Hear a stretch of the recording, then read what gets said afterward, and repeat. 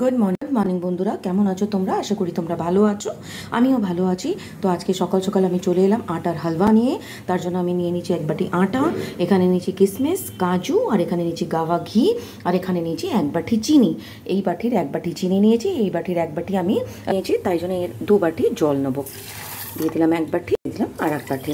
ব্যাস, এটা শিরা করবো না, জাস্ট এটা চিনিটা জাস্ট গলবে, ব্যাস, আর কিচ্ছু না। ডাইরেক্ট ঘি দিয়ে তার উপরে আটাটা ভাজে। দেখো আমার এটা ভাজা, দিয়ে দেবো আমি 1 চামচ ঘি দিয়ে। এবার এটাতে আমি একটুখানি কাজু কিশমিশটা ভেজে নেব।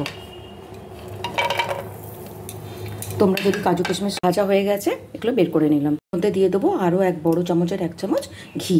এই আটা দিলাম, এবার এটা আমি ভাজবো। দিয়ে ওপরে একটু দিয়ে দিলাম। আটাটা আমার ভাজা হয়ে গেছে, এবার আমি দিয়ে দেবো চিনিটা, যেটা গলিয়ে রেখেছিলাম সেটা পুরোটা দিয়ে দেবো। এটা নাড়তে থাকতে হবে। তো দেখো বন্ধুরা, আমার রেডি হয়ে গেল আটার হালুয়া। তো তোমাদের কেমন লাগলো রেসিপিটা আমাকে জানাবে। ভালো লাগলে লাইক, কমেন্ট, শেয়ার করে দেবে, আর পেজটাকে ফলো করে রাখবে। টাটা।